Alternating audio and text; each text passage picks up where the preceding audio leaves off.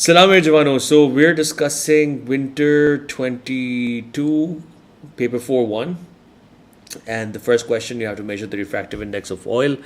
Oil is inside this container and they've put it on top of a protractor which is 360 degrees, so you've got angles all around. The first question is, what is that property of oil that should be needed? Now, to measure refractive index you need the angle of incidence, which is going to be this angle over here.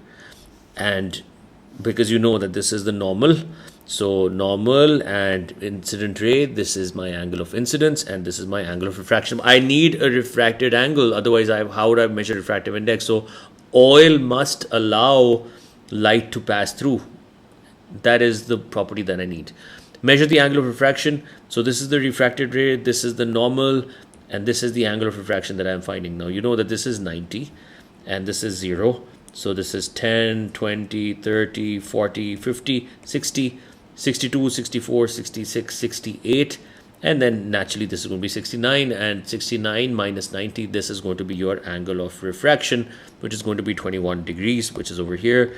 Then you put that over here in the table. Next, they ask you to plot a graph and draw a smooth curve of best fit. I've done that for you just to show you my angle distribution. I have had to go from 15 to 75. I took intervals of 10 and I was very comfortable with it. 10, 20, 30, all the way till 80. And on the y-axis, again, I had to go from 11 till 45. I again took intervals of 10, 10, 20, 30, all the way till 50.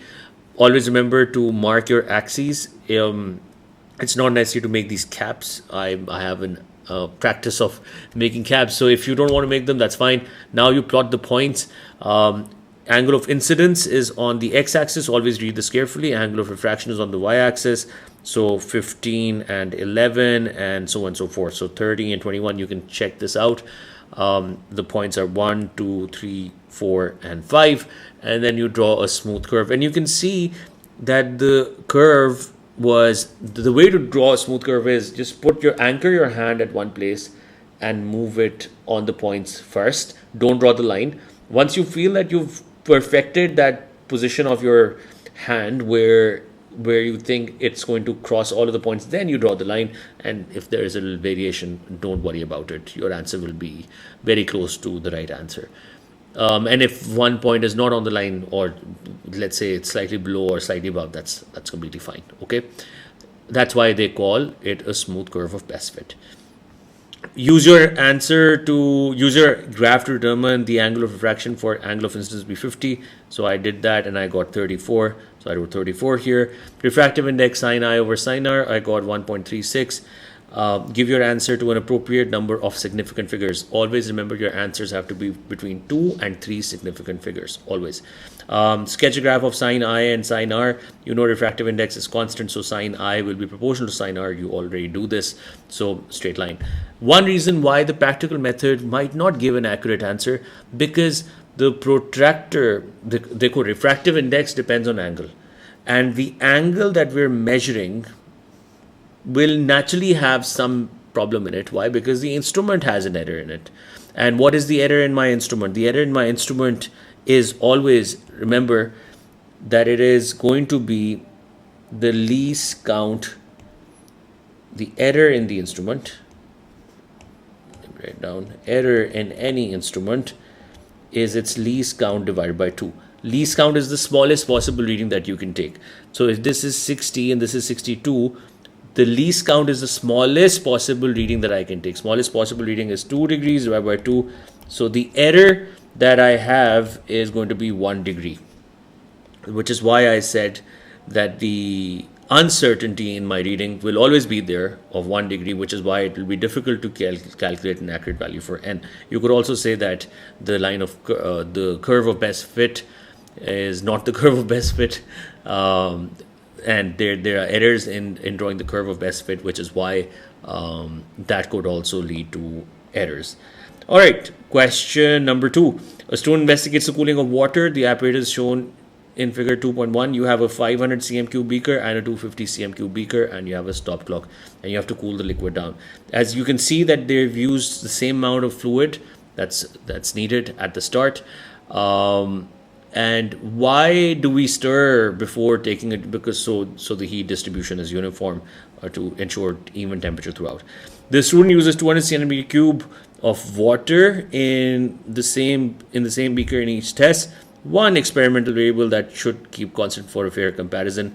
When you put in water, the initial temperature of the hot water must be the same when you're doing the experiment. So same initial temperature. Remember, whenever you're doing experiments of cooling, it's always the same initial temperature.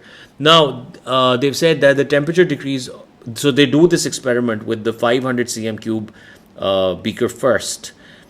And because it says over here, it's 500 cm cube, and they put 200 centimeter cube of water in it, and they do the experiment. So for a temperature fall or a temperature decrease of 5 degrees Celsius, they do the experiment 3 times.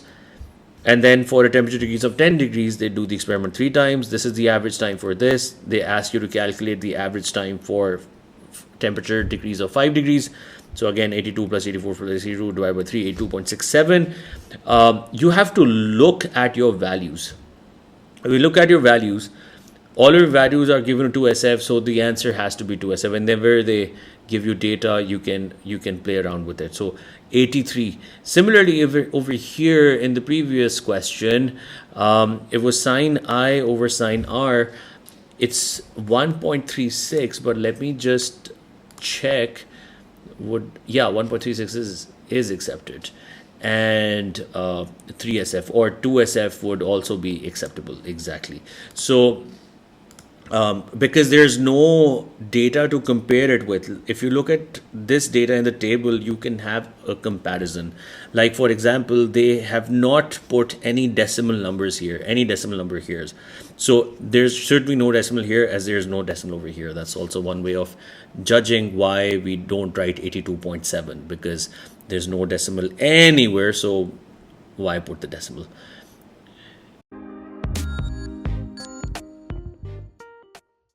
All right, part 2. Suggest one reason why the time taken for the water to cool by 10 degrees Celsius is not double the time taken for the water to cool by 5 degrees Celsius. उसकी वजह सुनो.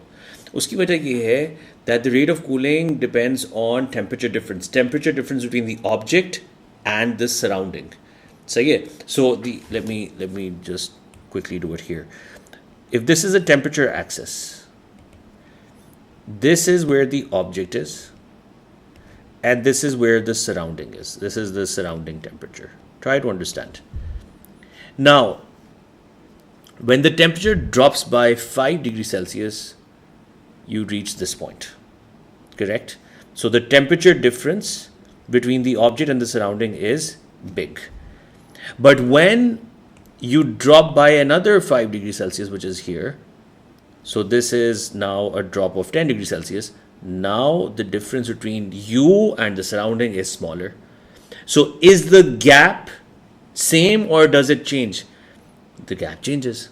The temperature difference between the surrounding and the body is smaller, and that is why the rate of cooling will also change. Rate of cooling depends on this difference. So if this difference remained the same, then the rate of cooling would not be affected.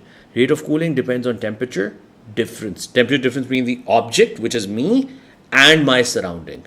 So when my temperature drops by the first 5 degrees, I have this gap between me and the surrounding.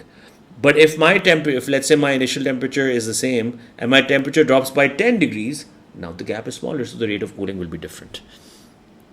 The student repeats the experiment using the 250 cm cube beaker and cools by 5 degrees Celsius and 10 degrees Celsius both. Average time is now 110 and 250. It's more. So refer to the results in your answer and describe the difference. So cooling is slower in this 250 cm cube beaker.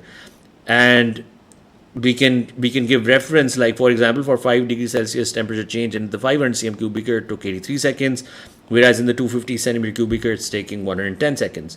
And what could be the reason for this being slower is this area exposed, the surface area of water, because evaporation causes cooling, so it's faster in the 500 cm cube beaker. And those are the two questions.